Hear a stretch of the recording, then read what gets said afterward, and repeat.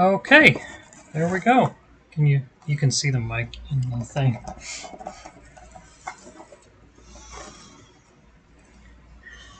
It's good enough.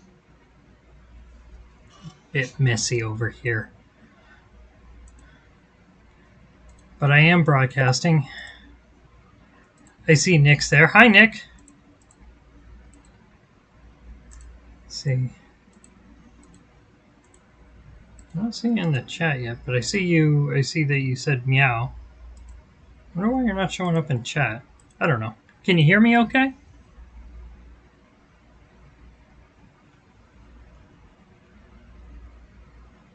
You can probably hear me. You said hello. Yes, okay. Alright, good. Cool. Cool. So, before we get started with Wild Arms 2, I did want to say just a couple quick things. Why I took off last week.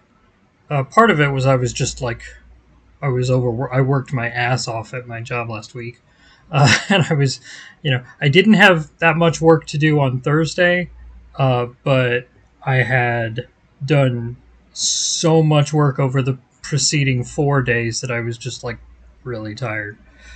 So that was part of it. But part of it is also like, and this is something that happened to me back in 2017 too, when things in U.S. politics get really bad politically, i.e., Donald Trump is the president for some dumb fucking reason, I find that I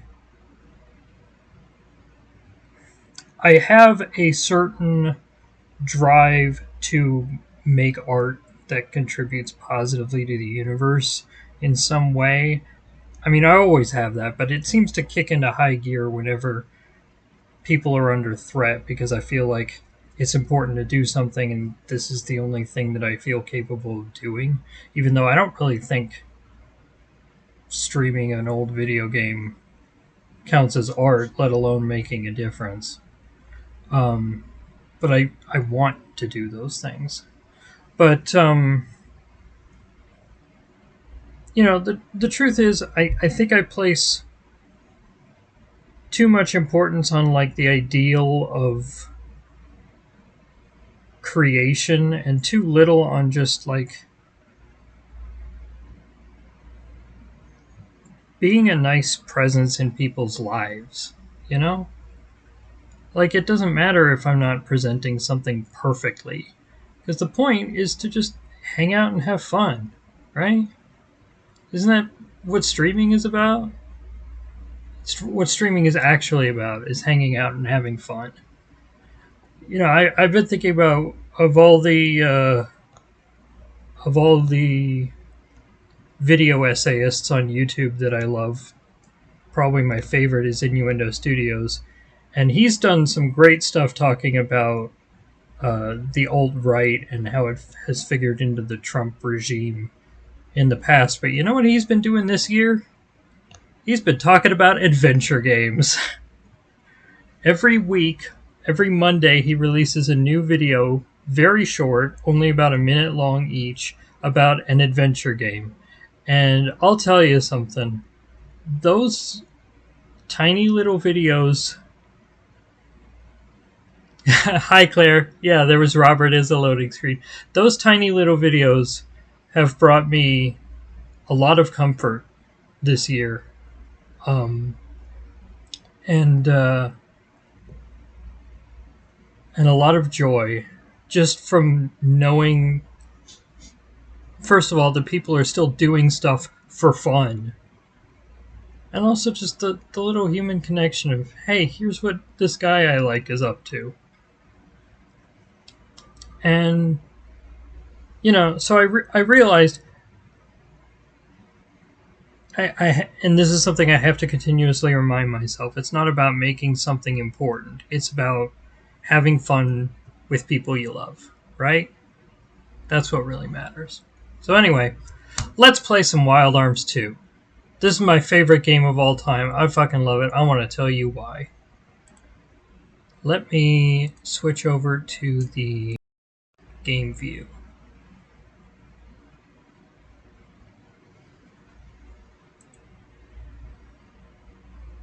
Okay. Before I am positive, let's see. Okay, we got Nick. I see Claire Weight Worry, and I also see Claire Siege Feathers in the users list. Doesn't look like she's saying anything yet, but nevertheless, hi Claire. And let's resume. So last time we had just started to meet the main antagonists of at least the start of this game, Odessa, the terrorist group. Clicking around, doing other stuff. That's cool.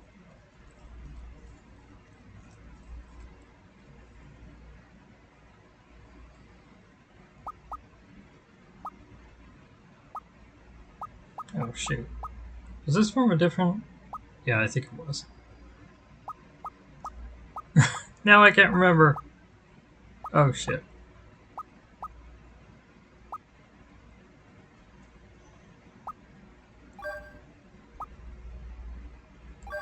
I think it was this one.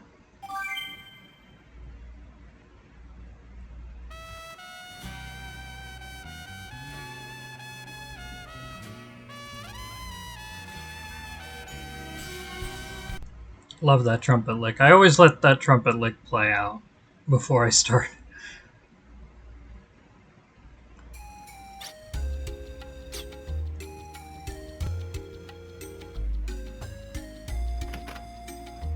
Spaghetti Western movie. Kinda, but not as much as the stuff from 1. Well, I can't let the whole song play,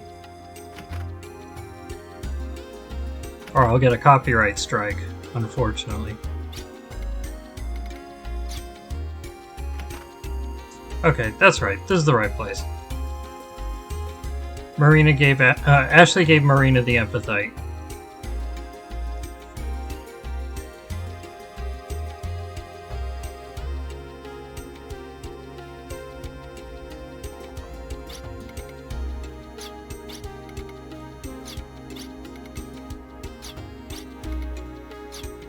The next mission has been decided.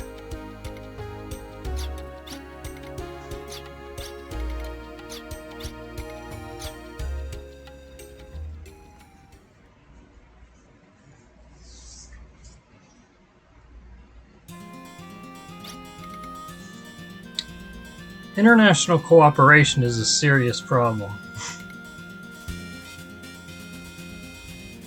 So I have letters from the King of Maria Bula asking for permission to operate in other countries. Because, just to refresh your memory, because I know it's been a couple weeks. I mean, I couldn't even remember what save file we were on.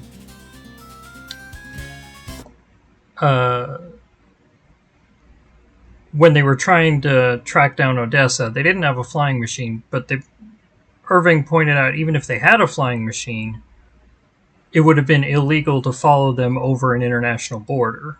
Now, obviously, Odessa has already broken that law. They don't care about that. But we're trying to follow the law, so we need the legal authority to do that. So that's what we're doing now.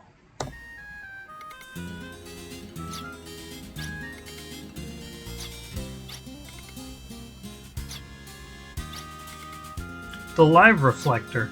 This is the equivalent of the Elu pyramids from Wild Arms 1. They look very similar and function basically the same way.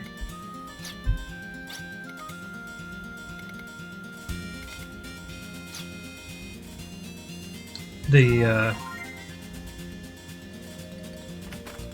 difference being that Elu don't exist in this version of Filgaia, so they have a different name. And I don't think it's ever officially spelled out who created the live reflectors. I just assume ancient humans.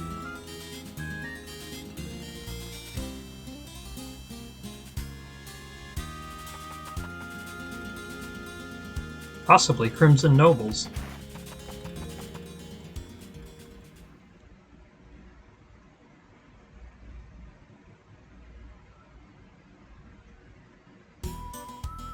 Precursor race, yeah. Seems like every Wild Arms has a different one of those.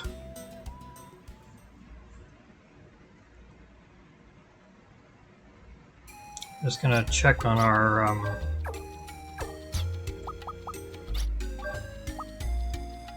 oops. There we go. Yeah, okay. Personal skills. Gotta give everyone their as does Symphogear. That's because Symphogear is low-key a Wild Arms fanfic. By fanfic, I mean it's the same guy who wrote them, and he just reused a lot of the same ideas.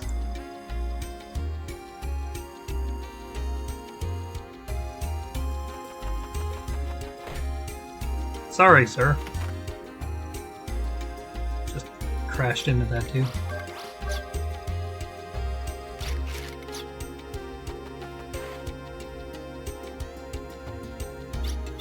Oh, crests.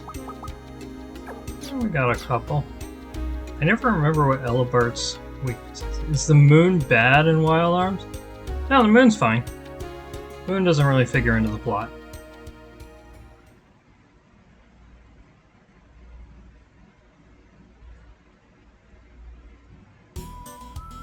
In Wild Arms 1, the last level is like a colony on the moon, or one of the moons, because there's 2 moons. Hey, it's my dad!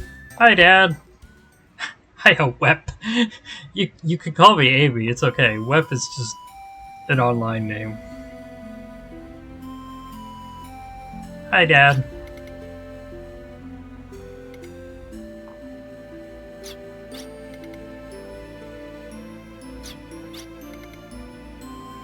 You put out more YouTube videos than I do. Although they're mostly shorts about adorable animals in the in the area outside your house. But hey, I'm not complaining, I love those.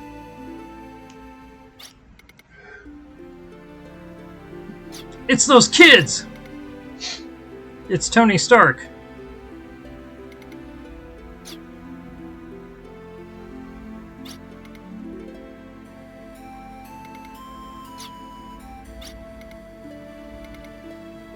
Something wrong about sending us back alone if it's so dangerous.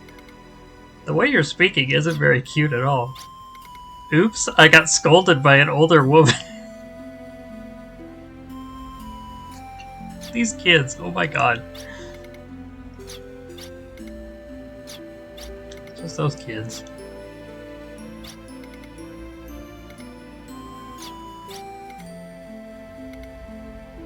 Really, we got this far on our own strength. It wasn't our strength, but the strength of Tim. It's like Tim is an important character or something. Weird.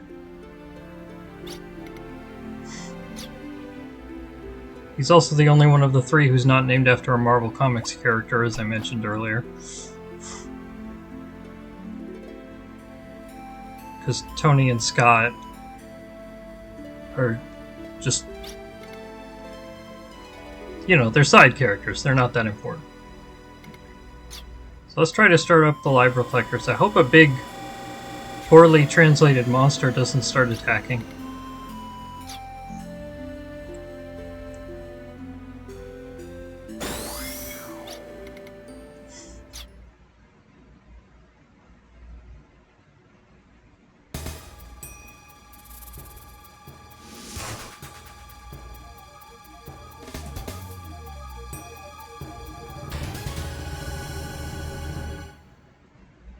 Thunderbolt Battle Monster Elibart. No idea what this was actually supposed to be, but they couldn't even keep the name consistent because it's called Elibart, and one of its attacks is Electric Bartholomew. One of its attacks is Elibalt with 2 L's and no R's, and it's like, okay, they clearly just couldn't decide how they were going to write this word. Despite your babyface, you've got guts. I don't know why the word babyface seems to occur unusually often in this game. Or maybe it's just that every time it does occur, it stands out to me.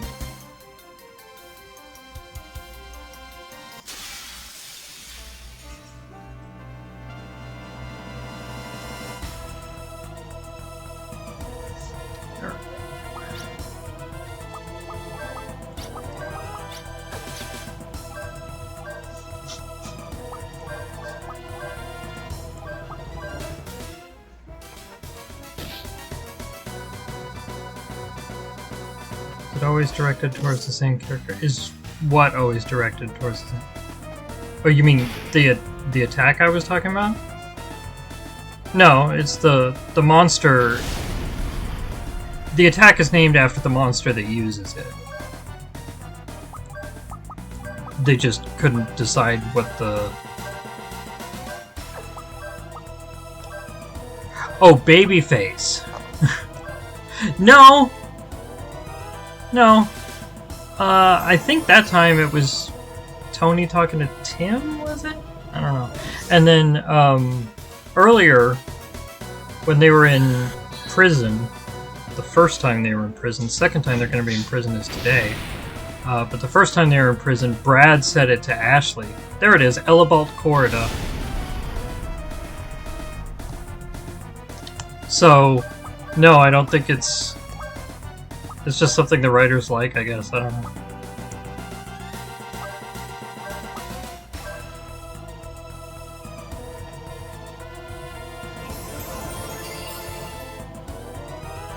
The idiosyncrasies of this game's localization are etched into my memory of, like, the English language as a whole. It's such a profoundly weird relationship that I have with the language of this game in specific.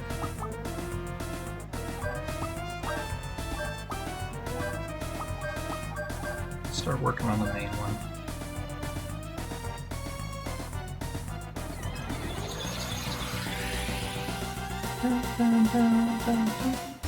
Oh, that doesn't do very much.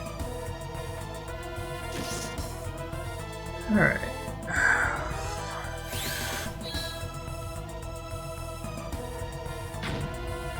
Kaboom! Another Elabalt.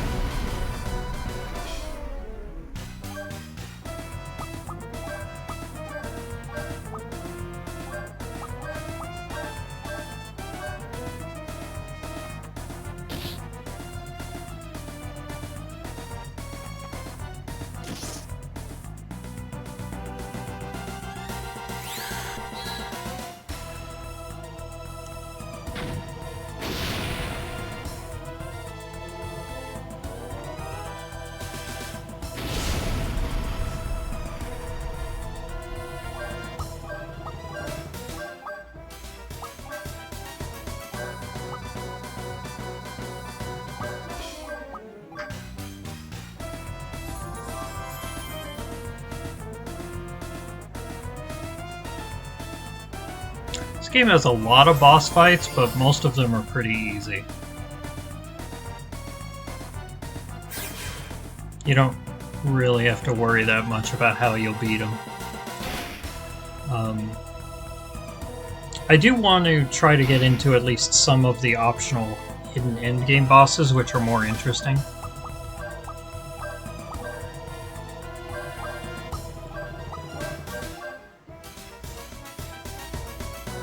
But that'll be a ways away.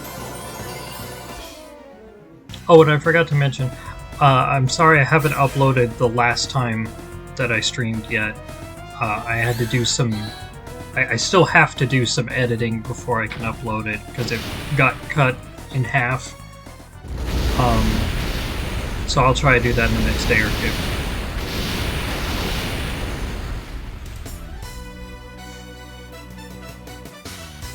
Level ups.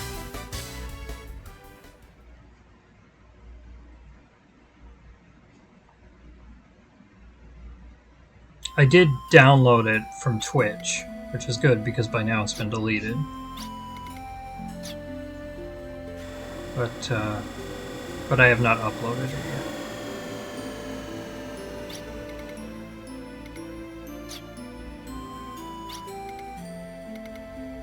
So remember that Tim gave Ashley a medium and then he said he had another one? Here it is.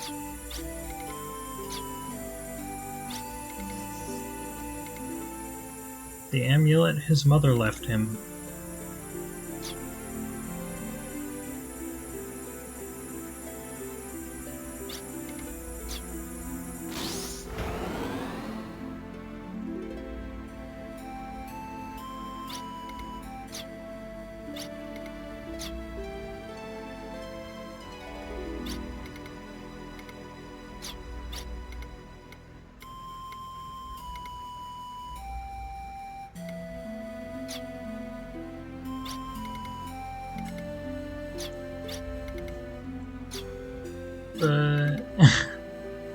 away, dude. Leave Tim to me. That light will protect. Just such funny wording.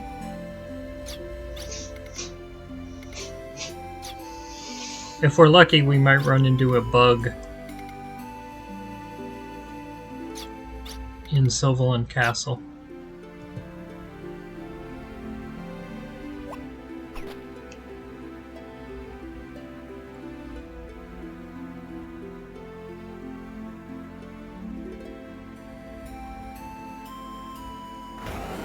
Sacred Forest.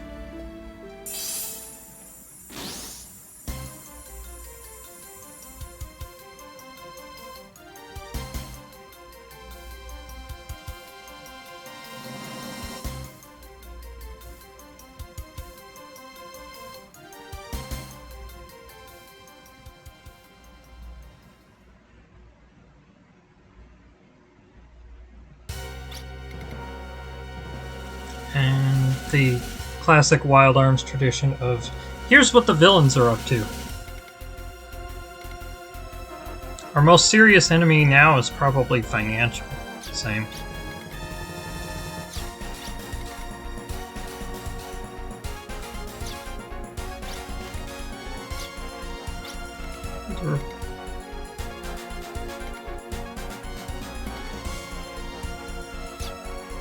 So they've got a home base called an alchemic plant. And they're just trying to scare people, get more power, get more money.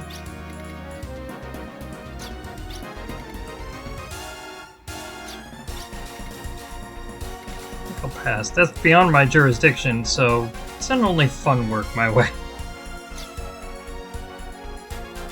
It's Antonora, the token good teammate for the bad guys, who, like, she was the one who was like, no needless killing last time, and no one else in her team seems to have a problem with killing anyone.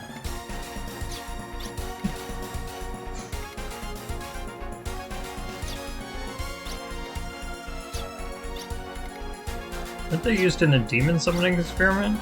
Yes. Maria Bull's special unit arms of independent authority was annihilated when they formed. The arms that attacked us this time were not an ordinary unit. No, we should call them the same unit. Again, confusing. Although, I guess the confusion is intended, because Ptolemy says, I don't get it, explain it again. Part of the annihilated arms were organized into a private unit. Their non-alliance status makes it appear as if they are independent. We have verified that the buyer is low-level nobility, referring to Irving. In other words, arms are now a rich person's hobby. Even so, they act like they're the allies of justice. This is one of those stock phrases in Japanese to refer to, like, the good guys, you know, superheroes who save the day. The original Japanese was Seigi no Mikata. I hate that kind of stuff, it's offensive.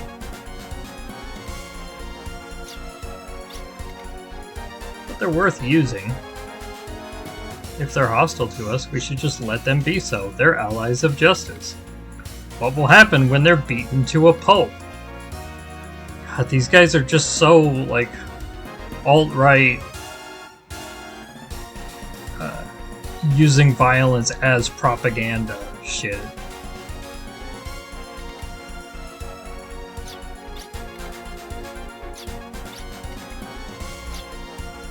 Judecca especially.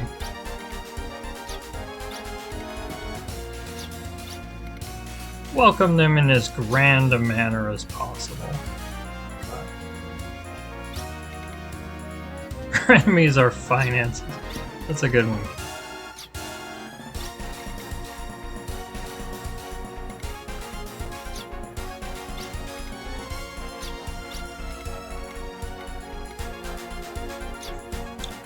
Odessa may be, like, poorly thought out from a perspective of, like, what is their actual ideology and goals, but their methods are a dead ringer for the kinds of political violence we're seeing increasingly often today.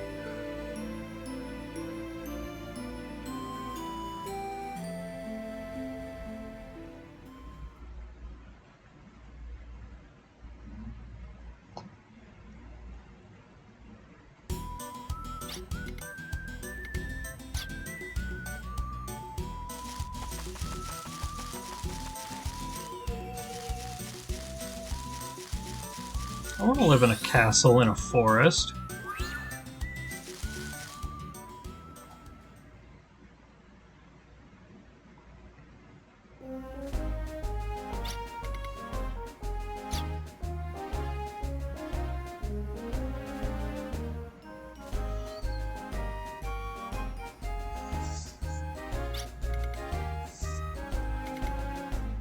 Fighting force with no allegiance to any country. Does seem like an effective way to counter Odessa, which also operates as a separate entity. And yet... I cannot so easily allow free access to our country's livelihood.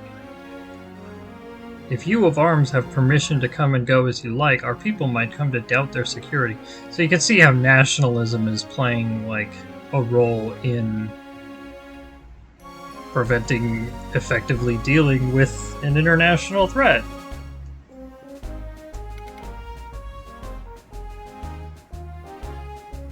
Why should I consider you of arms any different from Odessa? In the Queen's defense, they haven't really established anything about themselves publicly to the world yet. But they will. I want to defeat Odessa.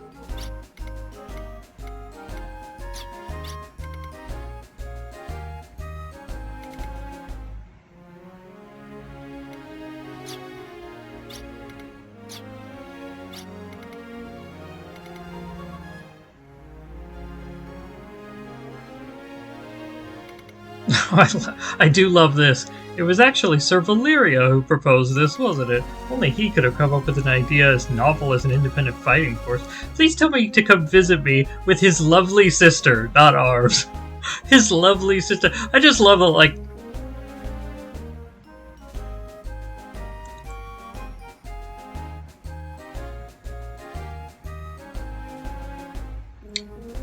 Were the Queen and Irving's sister girlfriends? Just randomly like, oh yeah, his super gorgeous sister. Probably not. It probably doesn't mean anything, but it's good fanfic bait. If I ever get around to making that prequel to this game, I might just throw that in just for fun. Anyway, and here is where Judessa... I tried to say Judeca and Odessa, and I just smushed them together. Judeca attacks. At which point the Queen, who had been reticent about accepting the proposal, decides, well, let's give them a chance to prove themselves. Yeah, we're gonna get over there as fast as possible. Right after we gather several rare items from this castle, because this is the only place to go. I wonder when it was I forgot that true strength comes from joining together. But... Man, no, nothing. So what did you think of them? They seemed very honorable to me, Your Highness. I saw no signs of ulterior motives. I believe they are simply acting for the common good. I believe you are correct. They are indeed honorable, and their desire to protect Filgaia genuine. Of course, that is also part of what makes me nervous. People who believe that they're on a mission to save the world sometimes use that to justify really terrible things. That's something I didn't appreciate when I was a kid. And so you can see here, like, the dynamic between some parts that are really shockingly prescient and just generally compelling writing. And then also parts of the writing that are just bad translation, obvious errors. It's such a unique juxtaposition. I think there were probably some pretty talented people on the localization team. I think they were probably overworked and under budgeted and didn't have the resources to do a really good job, and so there was a lot of stuff that just slipped through. Or maybe it was just well written in the original Japanese and poorly localized, and so the parts that ended up not being mangled too badly shine brightly. Hard to say. Let's get some stuff.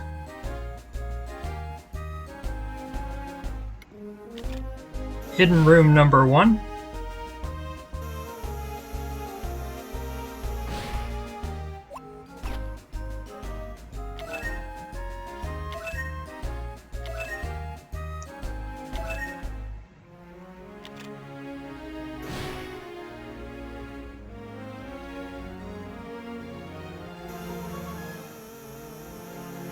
By the way, I mentioned a bug earlier that sometimes happens here. It's just in the music playback. Sometimes the music gets stuck on a particular note when playing this song, and it holds that note. I hear him snoring from a league away. He wouldn't wake up if Odessa came and shook his hand. It just holds that note until you leave the castle.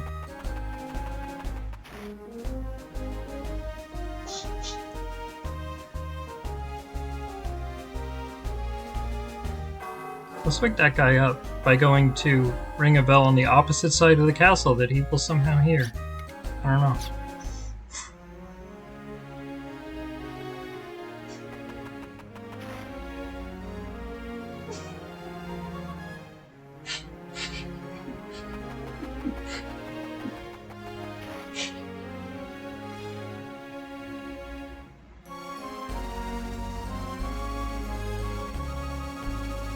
And so now we can get this chest, and in room number 2,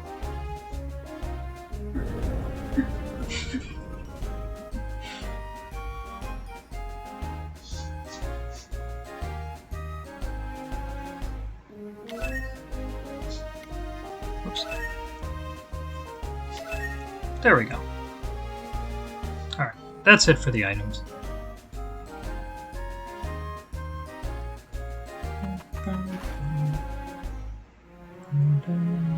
Oh, I think that's the part where it would get caught if it was going to. I'll save.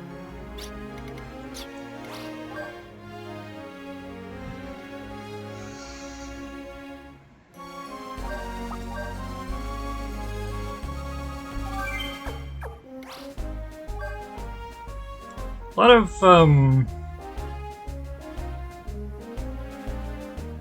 lot of weird biblical stuff in this chapter, by the way. You'll see what I mean.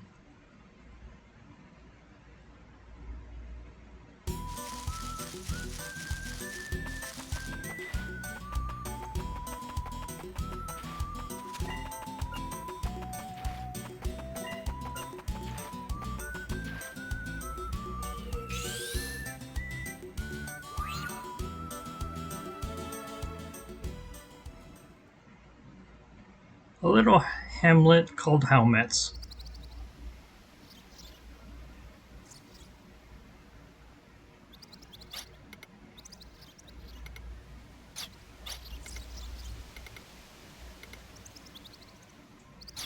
I expected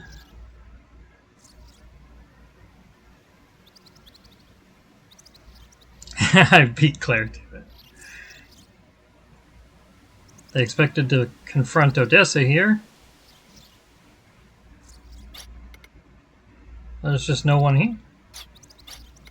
Personally, this town is a little boring for me. I love Locust so much. It's a ghost town. It's deserted. people were here so recently that some of the food is still warm. So clearly deserted very recently.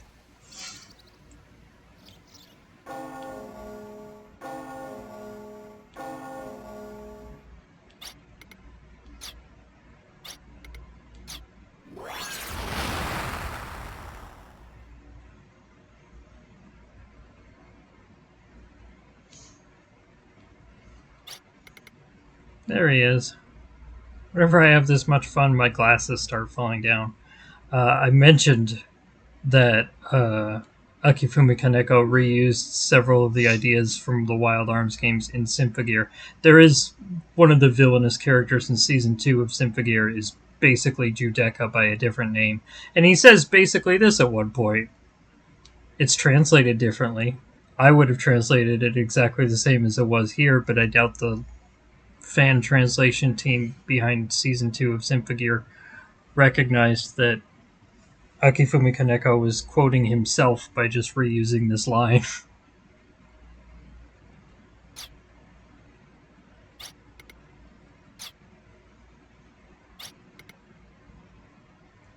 He's just an amoral, unrepentant asshole with a penchant for violence and mayhem. Very Joker, very Rakdos, you know.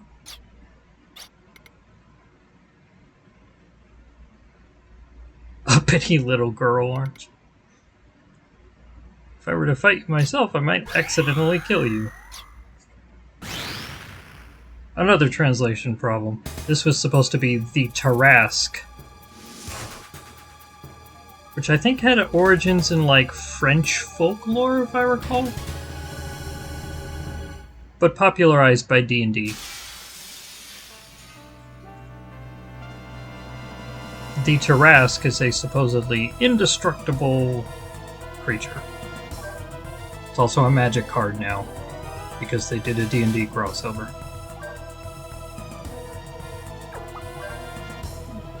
I should have grabbed freeze. Oh well, doesn't matter. Trask is not terribly difficult. This is the only time that, well, one of only 2 times that you get to fight a boss in a town. And the other one is also Helmets, because later there's a hidden boss here. I think they did that just so that they could reuse this otherwise single-use environment design.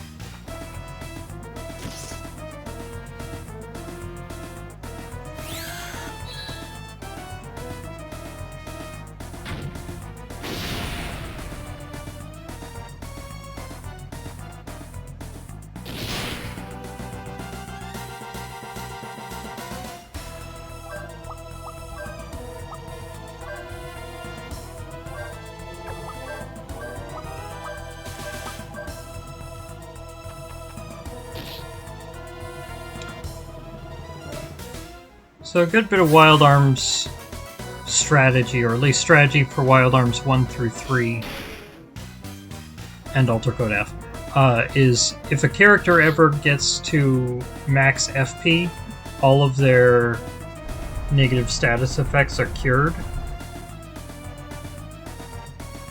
So right now I'm trying to build up Lilka's FP so that she gets to 100 and it cures that poison.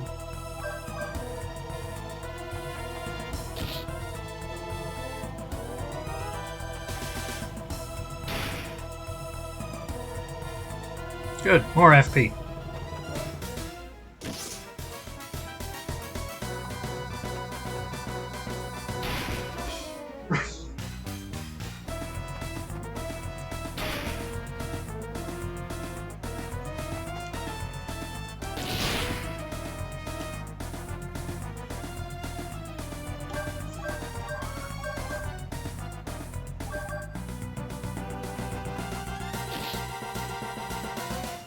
Yay, no more poison.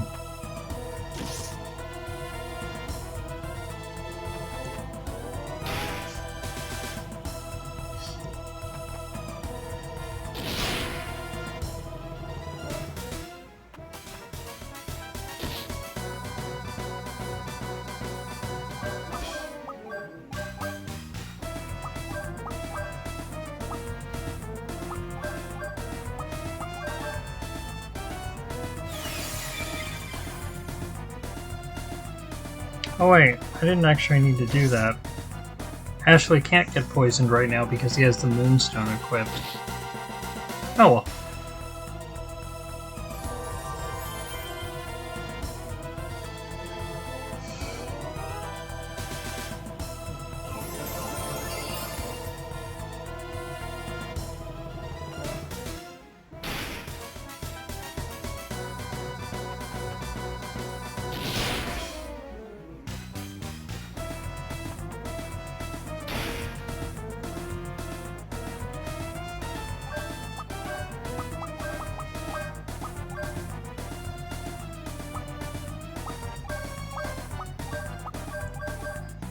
Let's finish this guy off this turn, I think.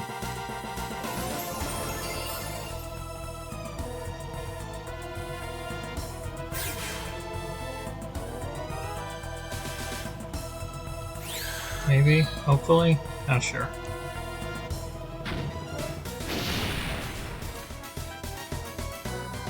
Nope, okay. Well, it shouldn't be much longer now.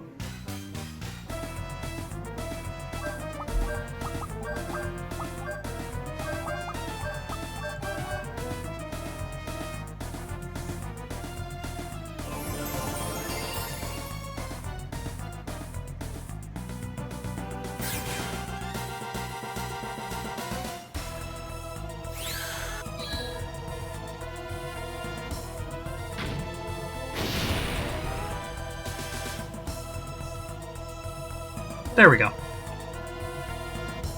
Level ups. Anti-personnel weapon beast.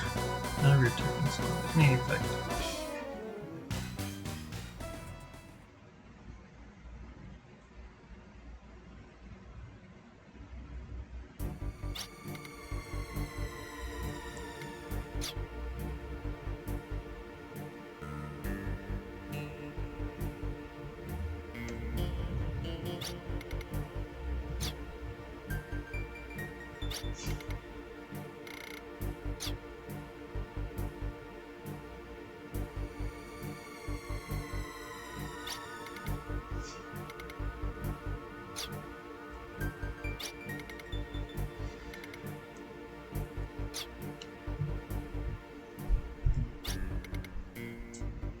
Got me as well.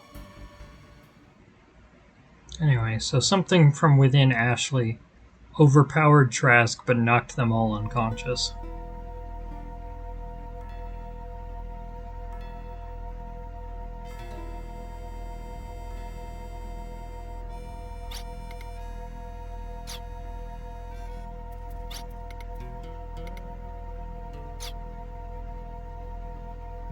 Oh, I've mentioned before I love the bespoke animations.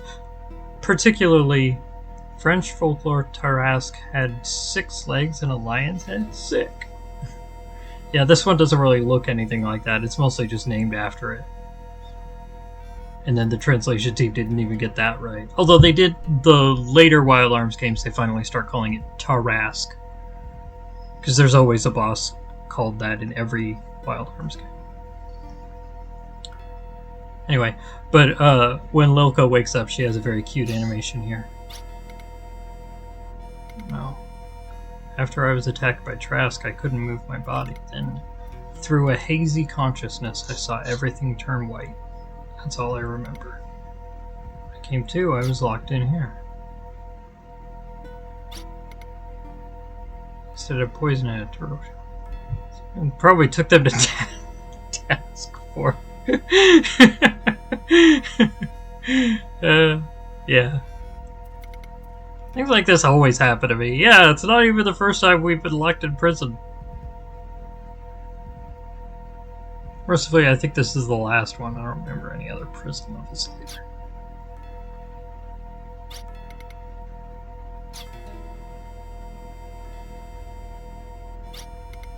Here it is. Yawn.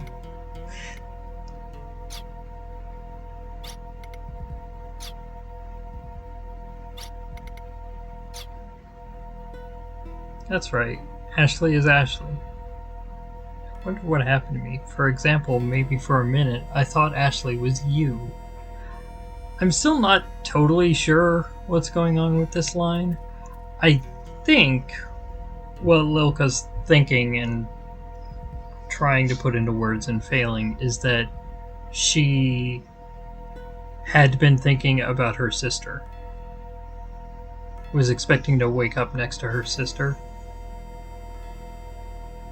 Who of course we never actually see, so we don't know if she looks anything like Ashley or whatever.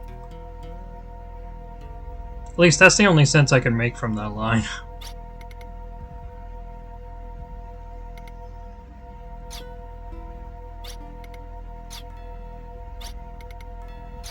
Gotta do something. Yeah, we gotta do something. What should we do, folks? Should probably kick something. There we go. The tilt is fixed now. Always kick. Number 1 lesson of Wild Arms 2, you can solve all your problems by kicking.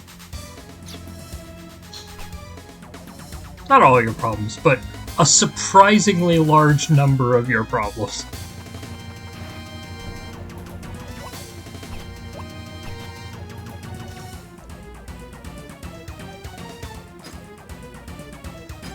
Kick.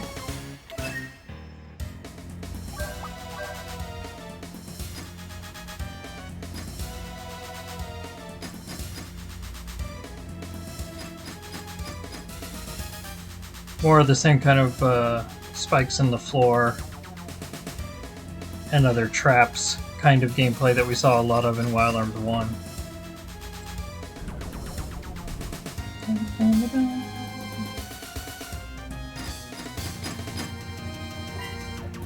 Kick it, kick it! Are you quoting like a song or something? I don't actually know. I'm an uncool nerd.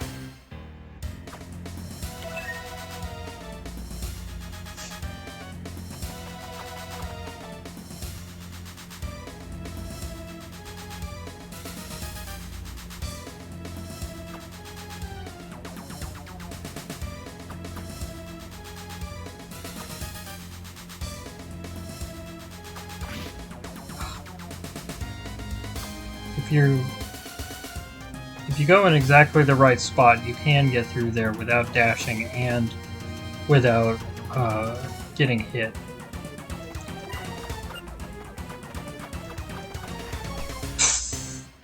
Damn. That's why you try to avoid dashing. There we go.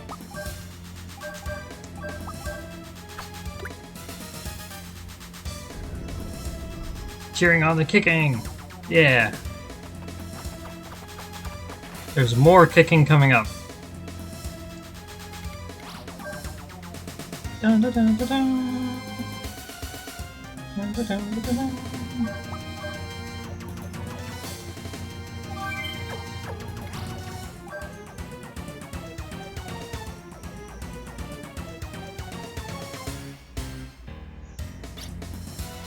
Yeah, sure.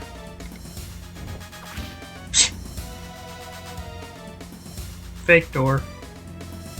Fake door, what stabs you? Let's see. This is the real one. I believe it's this one that has a crest. Yeah, there we go. Okay. The rest of these just stab you.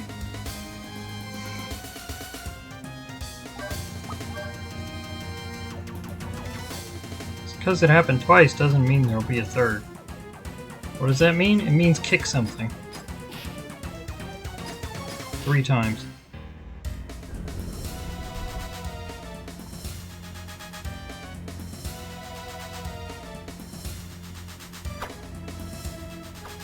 This one is annoying. You gotta light that up. But you gotta time it right. Luckily you have unlimited tries. There we go. Still. I've never developed a strategy for solving that puzzle better than just spamming.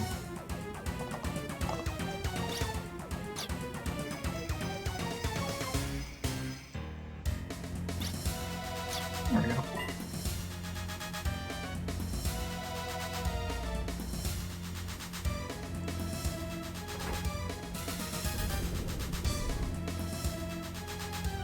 Yay, the people. It's another prison break.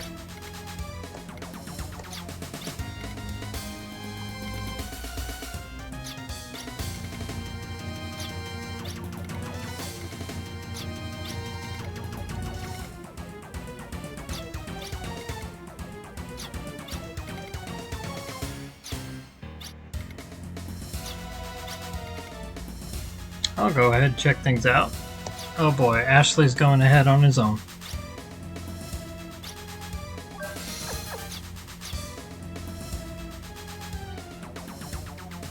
I don't think you can actually get into any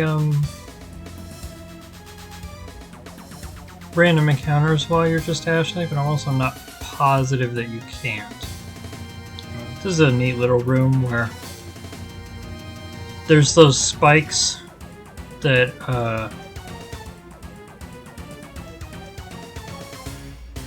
turn the camera this way and that to see where it's safe to go.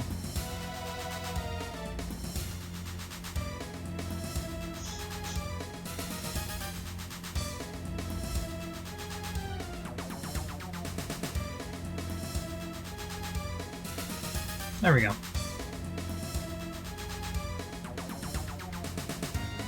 Optional scene here. Preparations at the execution point should be about ready, right? I don't trust that guy, even though he's on our side. Save her if you don't talk so carelessly about Mr. Dujeka. Mr. Dujeka's a punk bitch!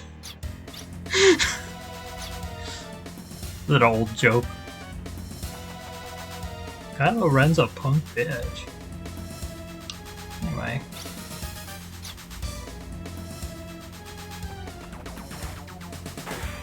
I don't think I actually said what this level is called. It's called Golgotha Prison.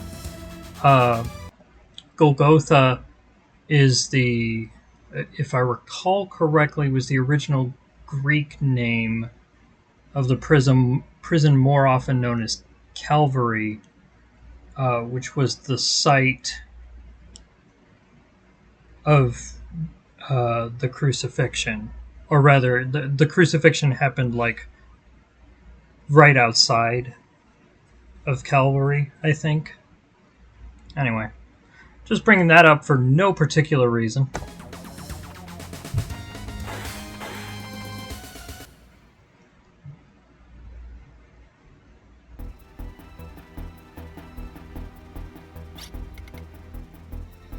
Welcome to the execution ground.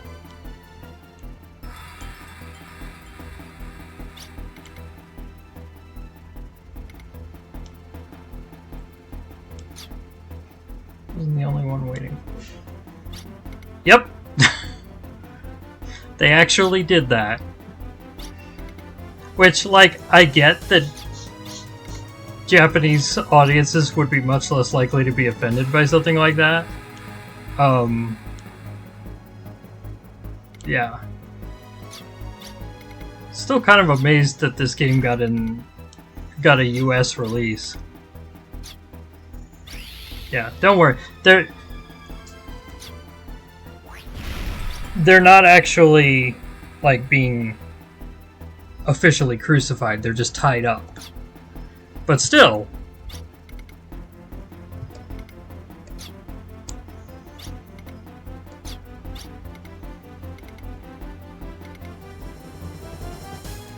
executing all of you publicly, I can rid myself of enemies and also show the terror of Odessa. We didn't kill the people of Helmets when we caught them, so they would witness the event.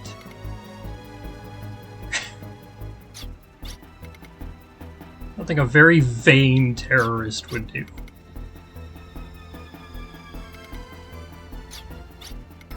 I'd appreciate your understanding on this. Yeah, I appreciate if you not think negatively of me after I kill you and make all these other people watch. Would have been okay over here too. Yeah, that's right. Britain didn't have much of a problem with the bigger than Jesus thing. It was just us Americans who were like, "Oh my God, how dare you!" Freaking Americans. Anyway.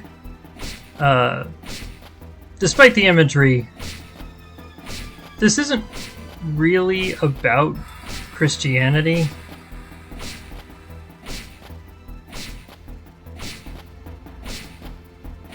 But it's kind of a little bit. Honestly, the stuff that will happen later in the game I think is much more directly relevant to Christianity, even though it's less overtly appropriating of Christian symbology, if that makes sense. I'll explain when we get there.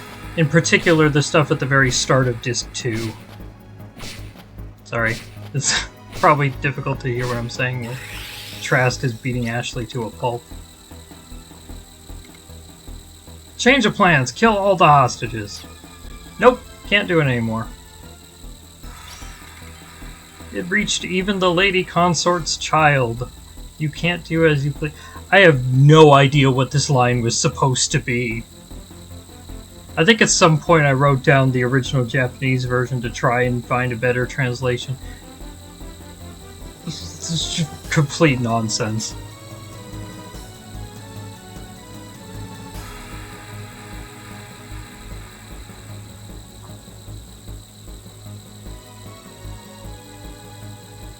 The light is nostalgic. I guess they went with the most literal possible translation of Natsukashi.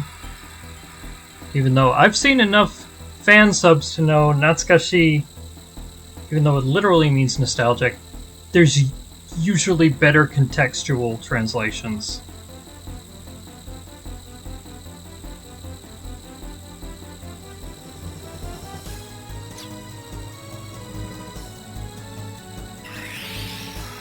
Shoganai no yo ne.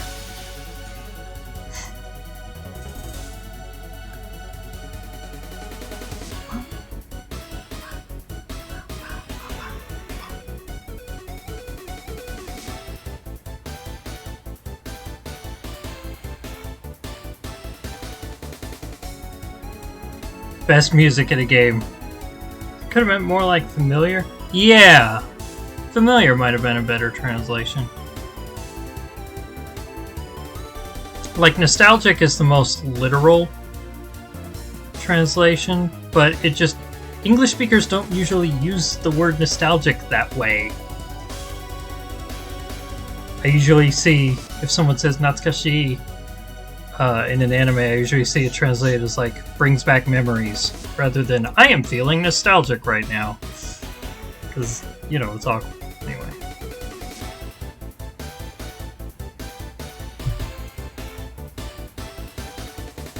Point is,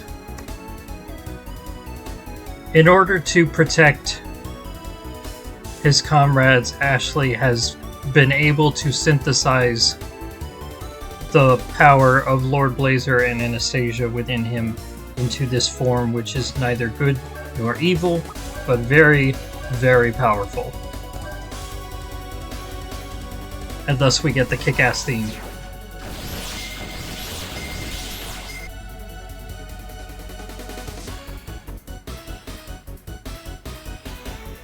In this form, Ashley has these new attacks, Hot Fencer and Banisher, which are very powerful and require no bullets.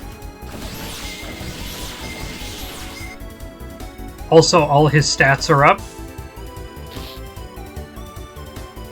Trask can't do shit to him.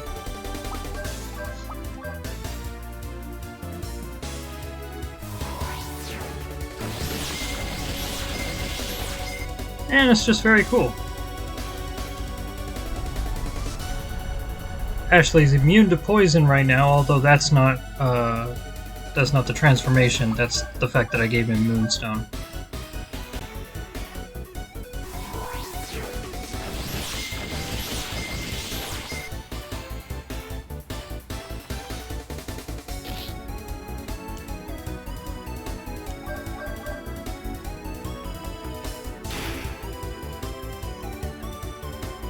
Regular attack. Oh, really? 49 FP, and he's not going to gain any from Poison Breath. So I gotta do another attack break. And let's see Banisher. What does Banisher do? A lot. A lot of damage.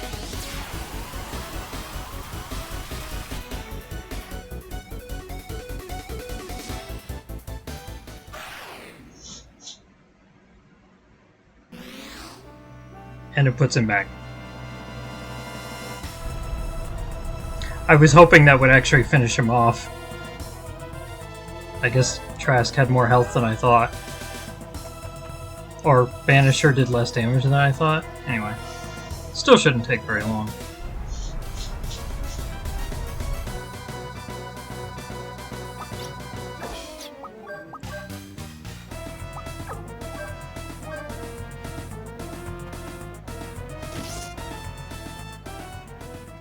There we go.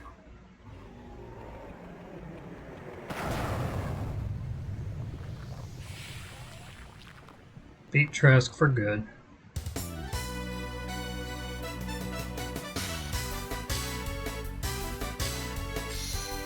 Force access acquired.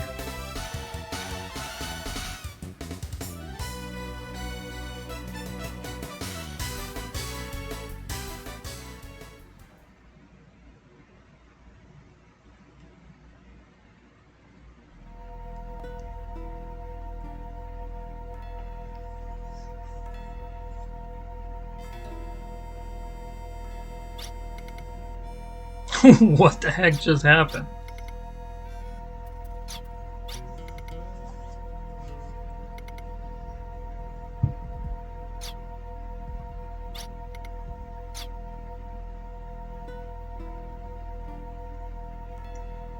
So from now on, Ashley can transform into that form by getting his FP to the maximum of 100 and then using the ability Access.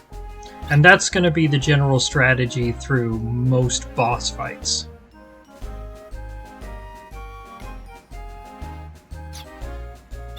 By the way, Ashley.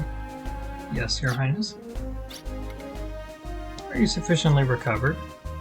There were reports that you suffered injury. The point of all this is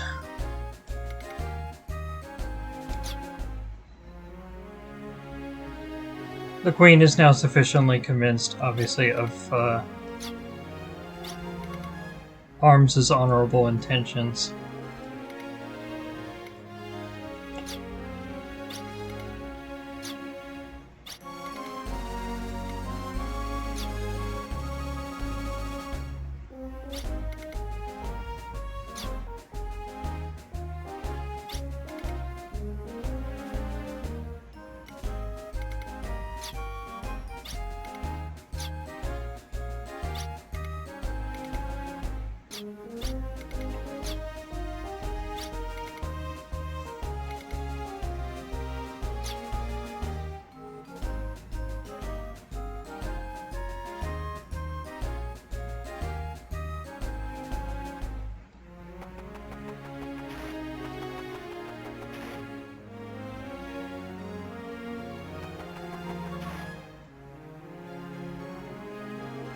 So that's about it for this chapter.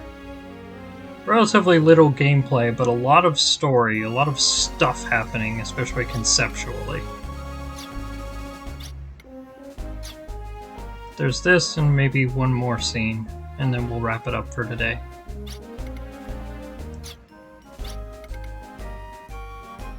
The heroes who saved us.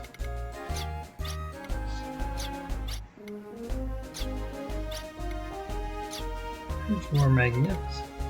I have a single son who is just about your age. You know, she's a kid. I mean, probably so's your son, but like...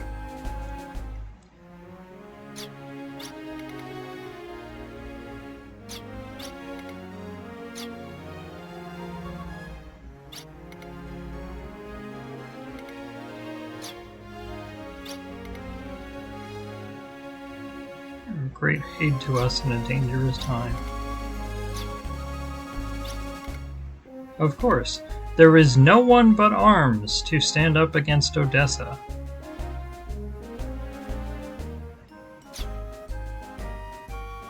And you can see how, like, Irving is positioning Arms as the unique savior, much like how Anastasia was positioned as the unique savior in the recounting of the legend of Anastasia at the beginning.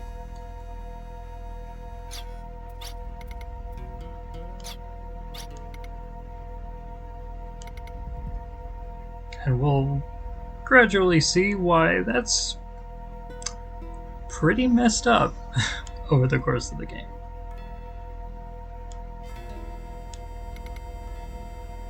Casualty list reports Trask, the anti-human monster, as demolished. I'm sure we'll see another one.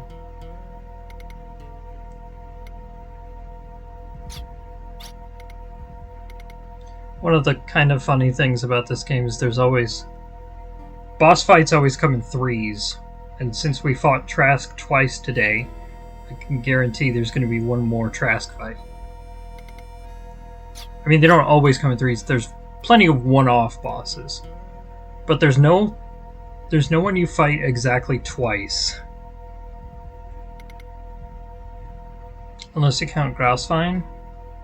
But I lump Grausfine and Lombardia into like the 3 dragon fights, because there's always rule of threes.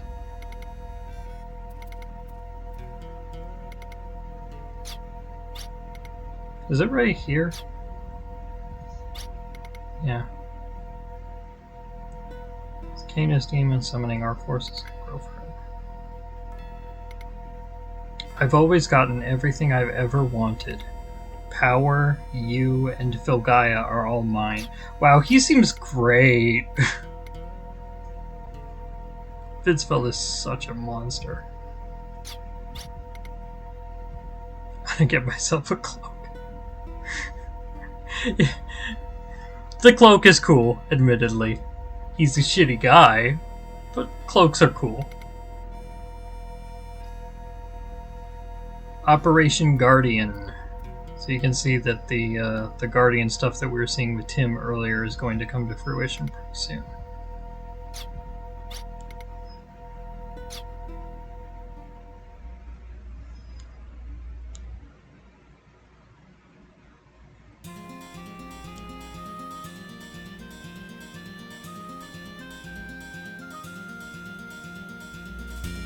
Days later.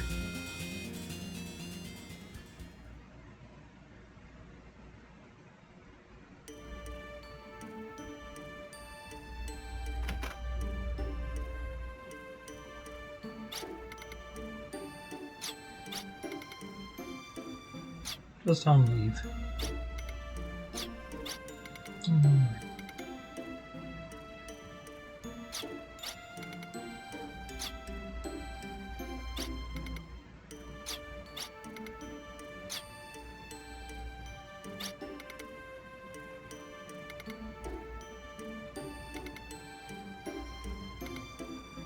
Just the other day, people were calling me a hero. Just what I always wanted to be.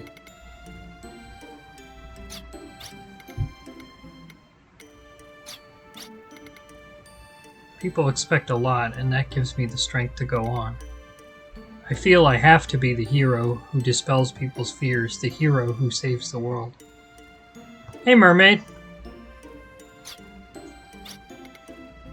That doesn't make sense. This right here coming up, this is like the core of this game.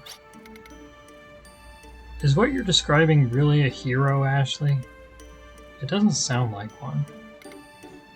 Sure, some horrible things are happening on Earth. I mean, in Filgaia. But does that mean that Ashley, the hero, has to do something about it? Is a hero just someone who is sacrificed for others who can't solve their own problems? By naming you their hero, does everyone else shirk their own duties and just stop trying? If hero is just a euphemism for sacrifice, then no, I'm not happy about it at all. This right here, I would say, is probably the single most important line in the game from a thematic perspective. This is the essence of what this game is about right here. If hero is just a euphemism for sacrifice, then no, I'm not happy about it at all. And, you know, if that is what heroes mean in this world, how do we reject that idea? What can we do better?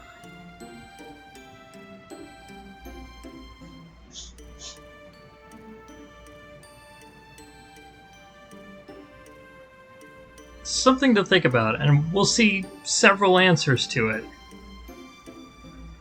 I love this game so damn much. Especially when the hero is someone I care for. Wait a minute, Marina. I thought this stone would keep us together over the distance. I thought my feelings for you would bridge the emotional gap between us. But the reality is that we hardly see each other. Now that you're always away, I think of you more than before, and yet I feel farther away from you than ever. Are you still Ashley?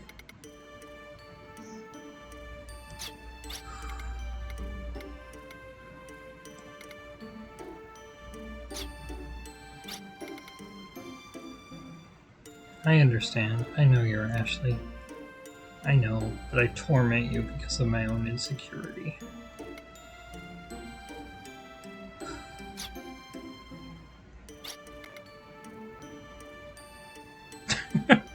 Okay, Dad, get yourself a coat. We're almost done for today. There's something I have to tell you, but I can't find the right words. Something that will only make your anxiety worse. That doesn't sound good.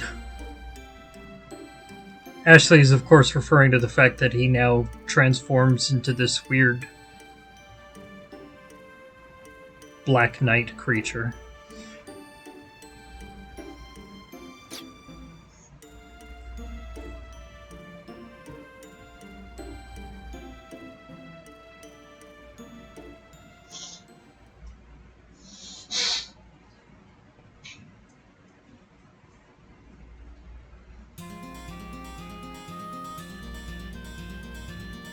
Ashley, are you paying attention? Sorry, I was just daydreaming. Still feeling the effects? No, I'm just tired.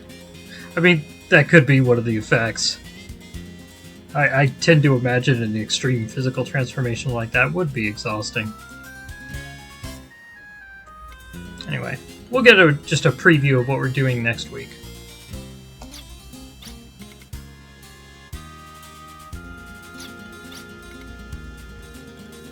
I'm offended. I can't believe you would miss my entrance. I, the behind-the-scenes ruler of all. I do love Maribel. She's great. She has been deeply involved in arms. I guess some people like these things, especially rich folk.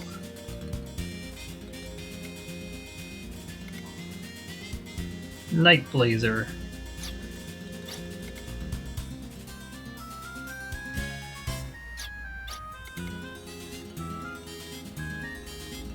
What you transformed into during the incident, the Black Knight who wields fiery destruction.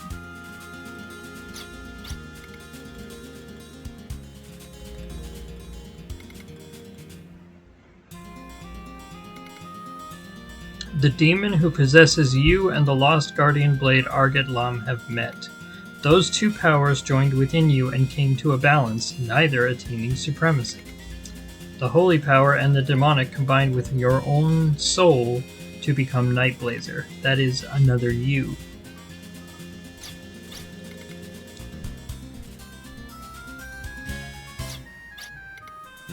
I wouldn't worry about it now. You seem to have good control over it.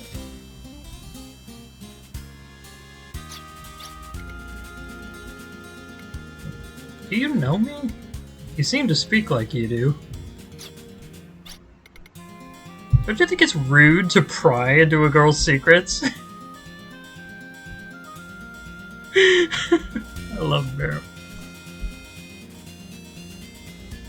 Always reminds me of the Star Trek The Next Generation bit between Picard and Guinan. Do I know you? No. Do you know me? Yes. Because Picard and Guinan first met twice. They had one meeting that was first for him and one that was first for her, and they weren't the same due to time travel. The same has happened with Ashley and Marina in this game. And also Haruhi and Kyon in The Melancholy of Haruhi Suzumiya. Those are like the three canonical examples I can think of.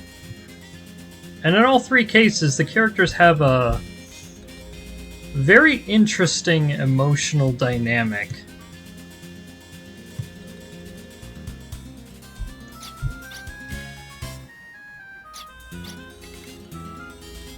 I'm leaving Marina in charge of your health. I'm sure that's a good idea. She couldn't do as bad a job as RFK.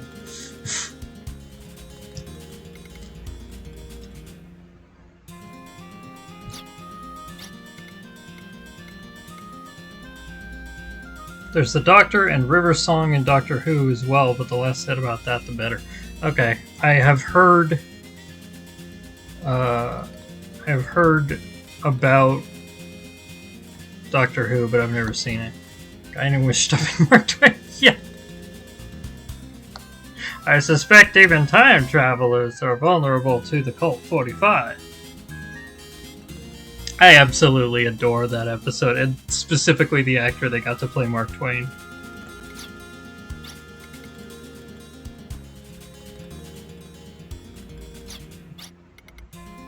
Our mission? Oh yeah, I forgot. I'm telling you, it's the lost technology. Those Odessa vermin are trampling us in Fulgaia with lost technology. So our next mission is to counter their flying machine. We need fighting power equal to or superior to theirs.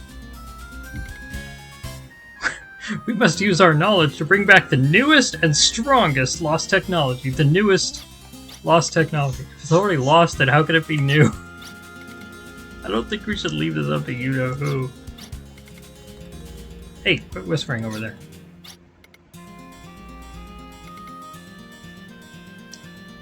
Two types of energy crystals we must obtain. I don't know how these are actually supposed to be pronounced. I pronounce them Agulite and Gurmatron. I am probably wrong, but I don't care. Gurmatron. The energy of these crystals, we can power the Emma motor. The lost technology you're talking about, it's a flying machine? I don't want to spoil the surprise, do I?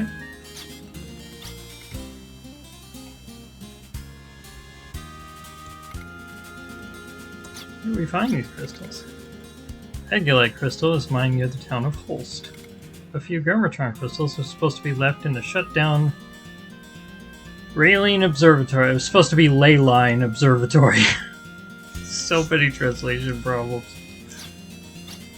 I wouldn't have it any other way. Anyway, so that's what we'll be doing next week. Those two levels. You can use the live reflector. An egregious affront to those who rule the world. I'll take those Odessa scoundrels down a peg or two. I applaud her enthusiasm. Anyway. Between the events of this week and next week, a lot of this particular arc in Wild Arms 2 seems to be, like, specifically about trying to one-up Final Fantasy VI, which was released about 5 years before this game. Ashley's transformation is similar to an ability Terra gains over the course of that game. And what the Chateau's going to do, spoiler alert, is similar to what Edgar's, I think it's Figaro Castle? I forget. Transforming Castle in Final Fantasy VI, so, you know.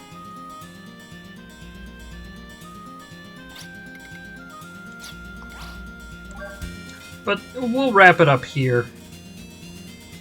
Figaro, okay, yeah. We'll wrap it up here. We'll get the Agulite and Gurmatron next week. And that'll be a lot of fun, especially because that's the first time that we get to meet Liz and Ard. The talking lizards. They're called Liz and Ard. I've talked a lot about the writing in this game so far because it is very important to me. But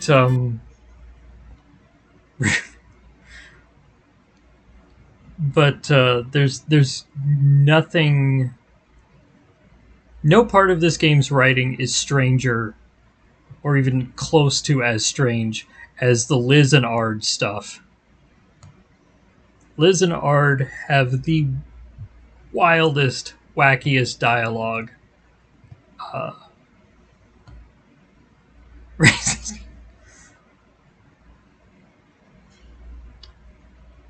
Anyway, so you'll see what I mean. It is immensely quotable. In fact, if you follow me on social media, you've probably seen me quote it many times. It's a lot of fun.